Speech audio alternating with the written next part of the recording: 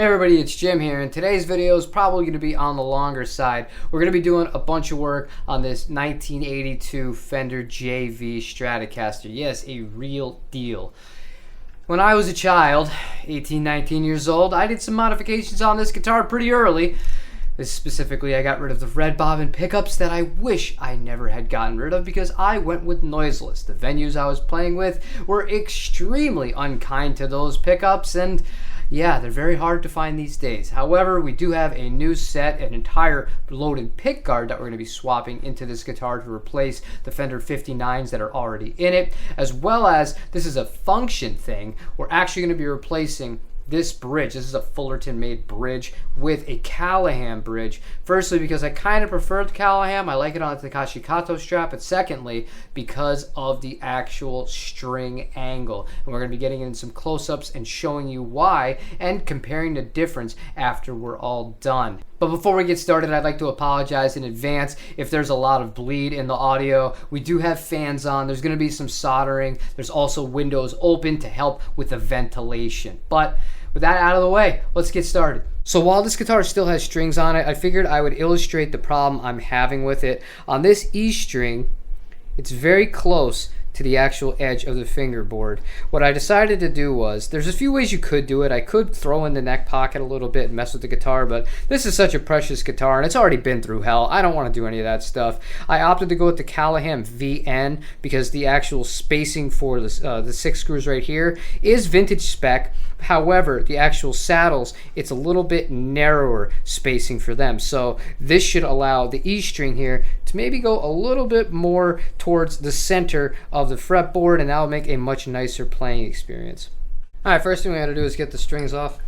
As you can see, we do have multiple screwdrivers and different bits, and the reason is because I want to show you something here and give you some advice if you're going to be working on your guitar. It's actually very important. These 6 screws, try this one right here. You hear that wiggle? If your screwdriver is wiggling when you're changing hardware like that, you're likely to strip it. Do not use it. Find the correct one. I already have with this screwdriver right here. So now all I have to do is push in and very safely work it out. I have ruined hardware in the past by not taking that precaution. So if I could pass that knowledge on to one of you, I really, really hope that it sticks because it does make a difference.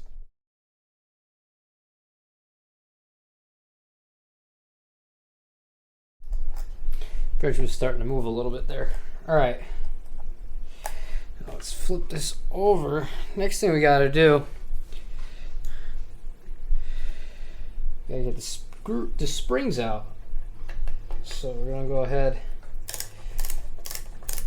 loosen these up so we have better access to the springs that are on the claw, so we can remove those and then continue. Now what I'm gonna do is I'm gonna hold with my left hand the bridge, because what's gonna happen is if I don't do that, after I remove these springs, it's just gonna come crashing down. 2, 3. Okay, so it's 1, 2, 3. Carefully let it fall into my hand. And just like that, we now have the bridge is removed. Alright, as you can see with the Callaham on the bottom, if you look at the actual saddles, specifically of the E string here, you are going to see that the spacing is a little bit narrower. So that should help with our problem quite a bit. One thing I like about Callaham, for the most part, out of the factory, they get the heights fairly spot on. Let me see how they did with this one. Yeah, that's actually scary close. We're going to have to make some alterations. We always will, and we will be doing a full intonation of this guitar, but very happy that it comes as good as it does from the factory. All right. And this is going to lead us to another point of conversation here, which is the tightness of these screws. Very often debated and talked about when it comes to Stratocaster setup. All right, let's turn this thing on to Tighten. All right. Now, all I'm going to be telling you is how I do it and what works for me, and kind of explain why. I'm not proclaiming that this is the be-all, end-all way to do this or anything like that. I am not a genius. I am just a guitar player who does some work himself. Right now, I'm not too worried about how tight everything is. I just want them not flush with the actual body or the actual plate of the bridge itself. I'm just trying to get this thing put into place. I want to be able to have some movement.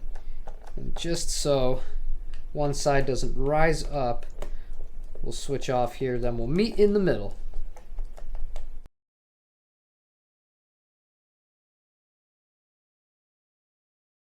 Alright, so we're going to try this out with 4 springs, because I want to be able to use the vibrato a little bit.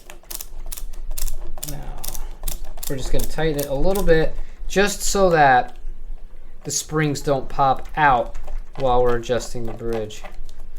We don't want it too tight right now. So, let's flip this guy over. Now right now, there's a lot of play because they're not tight at all. What I'd like to do, I'm going to tighten these 2 screws, the outer screws here, down to the base plate.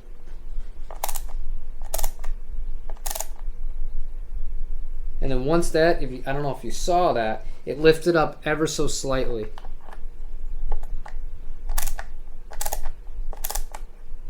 There, just like that. And then what I'll do is loosen it barely, just so I get rid of that little lift.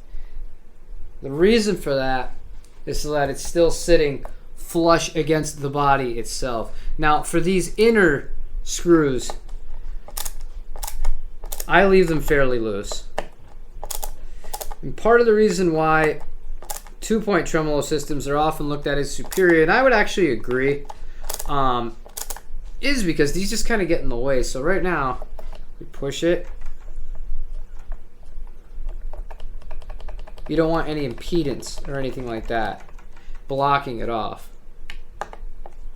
It's actually a little bit more quarter turn.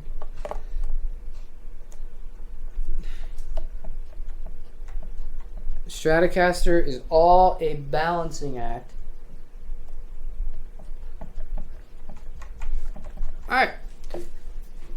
Just like that, we got the bridge all lined in. We'll address it more after we get some strings on. But right now the fun part, pickups. Now, replacing the bridge served a practical purpose as far as the playability of the instrument goes. However, the pickups, that is all subjective. I made a video a few months ago where I compared the way this guitar that has currently Fender Pure Vintage 59 pickups in it with the stock pickups that come in the Fender Takashi Kato Stratocaster, and I greatly favored the ones that came in the Takashi Kato. These just have way too much bass in them, and if you look at the sound profile that Fender gives of these pickups on their website, they're very heavily favored in those kind of low-end frequencies as opposed to a more balanced pickup. And it didn't matter what I did with the pickup height, it's just overbearing. So I've had this, I have not looked at this, I've had this sitting in the closet for a little bit here, like I normally do with a lot of parts. This is a full pre-wired pickguard that was going to be used for a different guitar. However, that ain't happening, and I'm not buying another Strat. Not anytime soon, I'm not. I really mean that. And this is the new pickguard that's going in here. This is actually off of a 1969 Fender Custom Shop Stratocaster, hand wound by Celine and dated 8/30/2022. All we're going to have to do here is take these leads and connect them to the jack, as well as ground the bridge. But other than that, we don't have to do much soldering at all today, so this should be pretty easy, and I'm very excited to hear how these pickups are going to sound. But before we put these in, gotta take this one off. Okay. What on earth?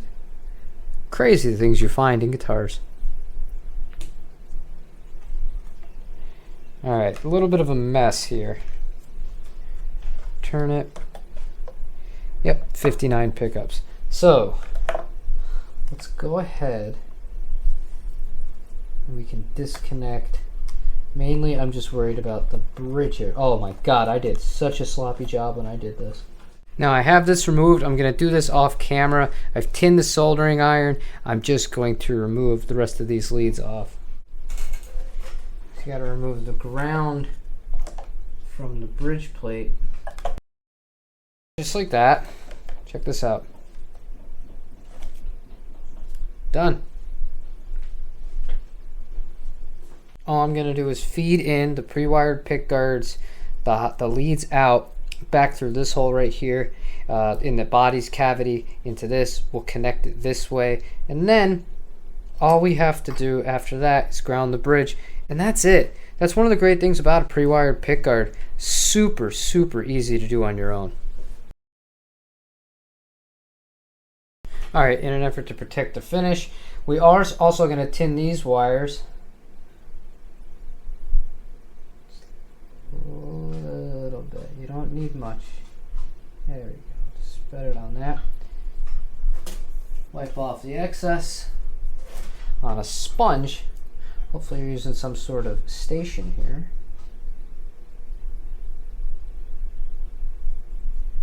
Same thing.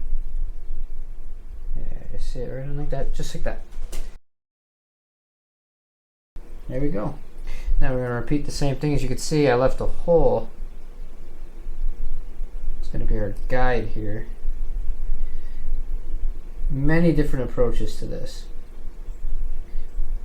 I like to feed in a little bit of solder and leave myself at an angle enough so that I can cut any excess off. That's just how we're doing it this time. Always wipe off excess on the tip of your iron. Retin that bad boy.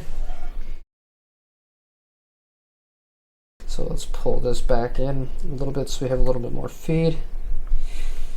But that should do it. Beautiful. Now all we have to do is connect the ground wire right here, and that should do it.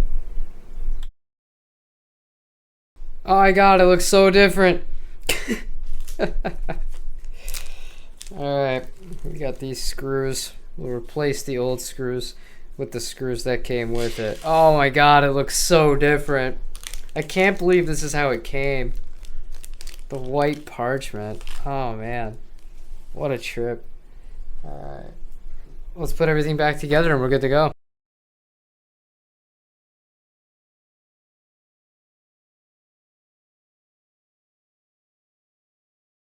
Alright, before I put this thing back together, I'm going to take the measurement at the 1st and the 12th fret, as well as go over some things unique to the 1982 Fender label JVs. The 1st fret we have 0.82, and at the 12th, 0.91. So not a really big neck by any means. It's just so comfortable. This is one of the best necks I've ever played on any guitar in my entire life. Never considered selling this one.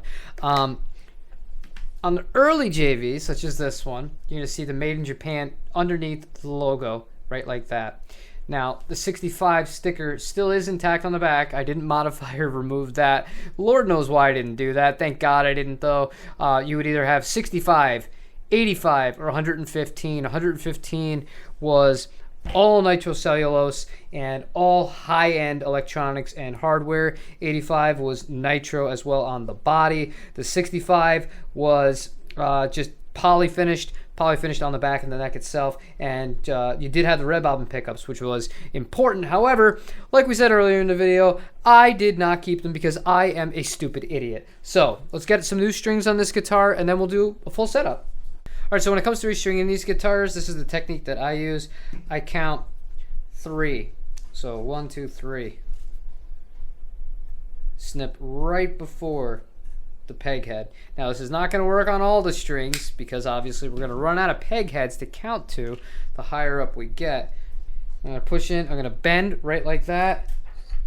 I'm going to hold it really steady as I just pull with the spring winder. I want to make sure that there's no overlapping of the strings. I want it to just have a pure path spiraling downward.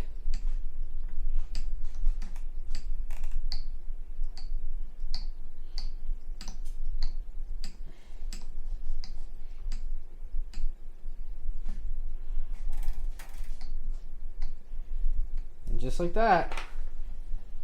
Beautiful.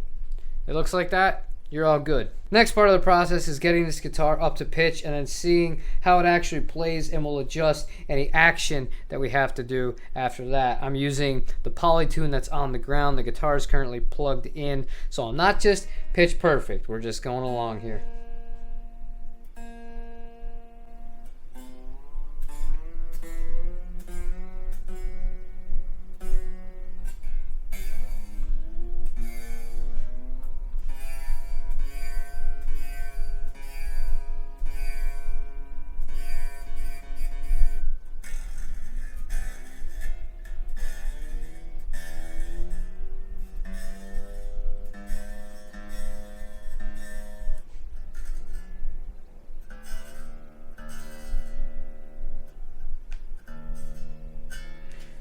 Alright, let's get a general idea of how this feels.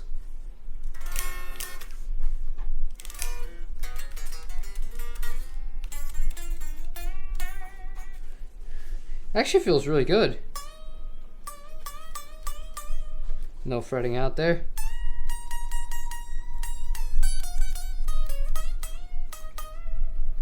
Wow, Callaham, you guys are incredible.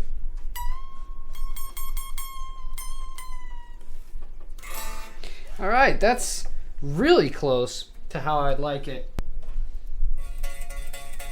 Actually, a little buzzy. A little buzz is okay, but I'm really happy with this. So let's raise this saddle ever so slightly. All right, all I did there was little quarter turns. All right, we're gonna stretch the strings out. So my method of doing this, I don't have these here anymore. Guitar back. Put pressure on the first, second fret. So I got pressure on both. Then I'm just going to keep moving it up. I'm going to hold down here across the back here. As you can see, I'm holding multiple frets at once. Just really giving it good stretching in.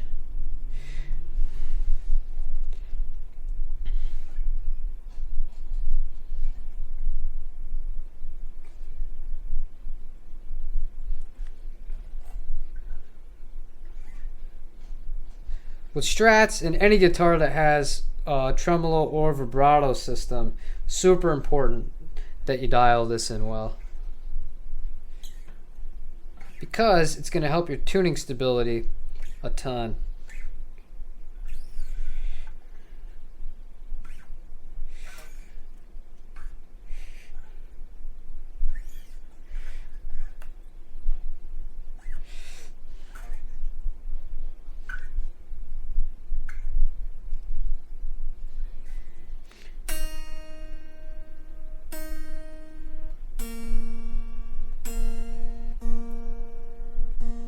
Retune.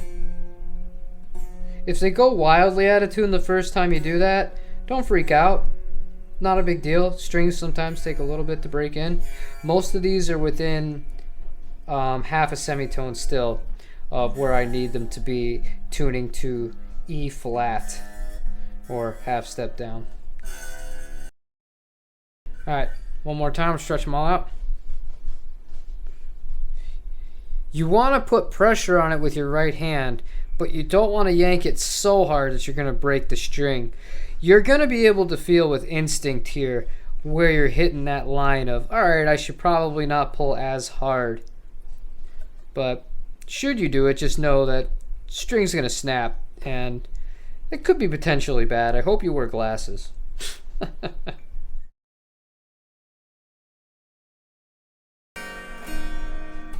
All right, let's see how the vibrato is feeling here.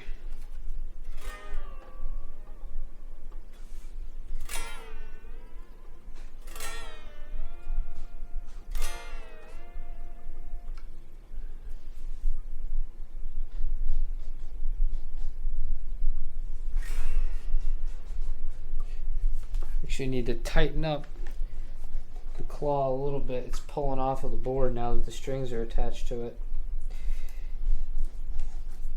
You don't want that. And then we'll fine tune it after, but we want to make sure that there's enough tension from these claws from the springs attached to the claw, so that we don't mess up the setup. Now this is going to be wildly out of tune, and looking at it, almost flush but not quite. I actually need to tighten it a little bit more. Now bear in mind, while I'm doing this, one of the nice things about being in a half step down tuning, I don't have as much tension on the strings. If I were tuned to standard, I could risk breaking a string while doing that. See, it went from E flat to almost dead on to an E, so gonna have to tune down a little bit.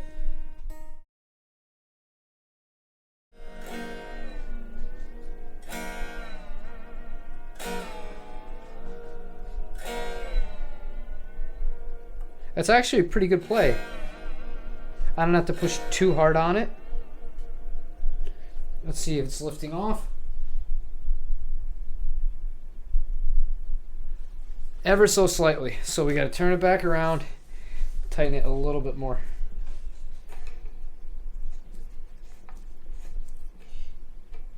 One, two, three. All right, there we go. We're sitting flush again.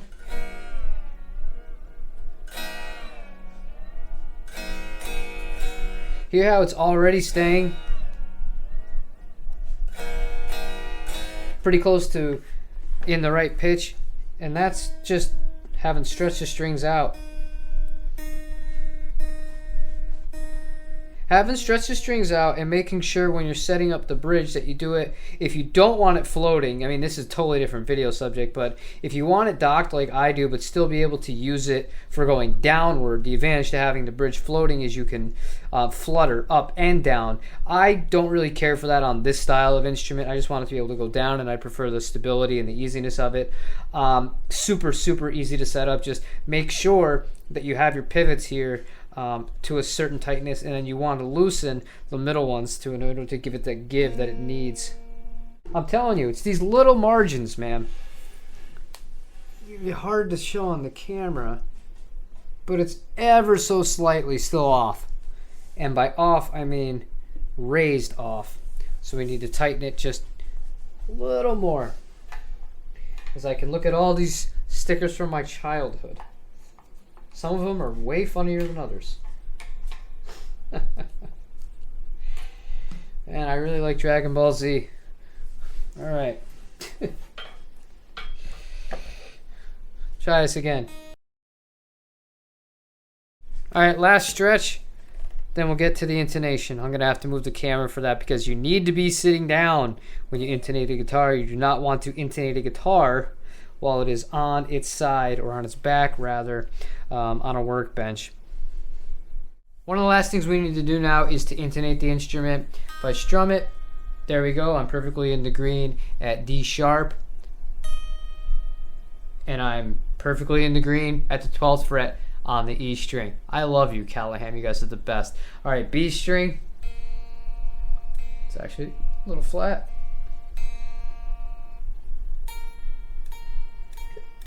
All right. Actually, I can't tell if that's actually flat or not. There we go.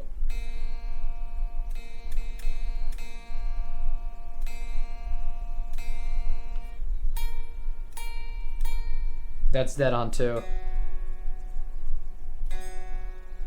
All right. Next string. Okay, perfect. I know it's going to sound crazy that I'm happy it's not intonated, but this one is actually flat at the 12th fret. So what I'm going to do is I want this saddle to go more forward. To do that, I'm going to loosen it. All right, now sitting there actually playing the guitar, I'm going to do a few more little tweaks. We're going to raise up the G string, which is tuned to F sharp. That's like dead on again, but just very slight tweaking needed.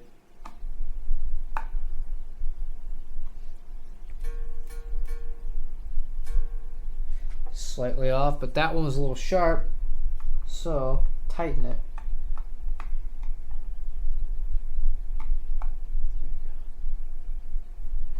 Very slight. changing your intonation in real time is actually going to change the tuning of the string itself, so you're going to have to retune.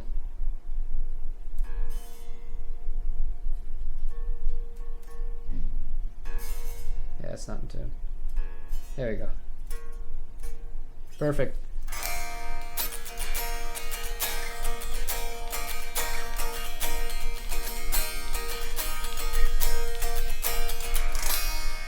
Alright, I'm going to play this thing now.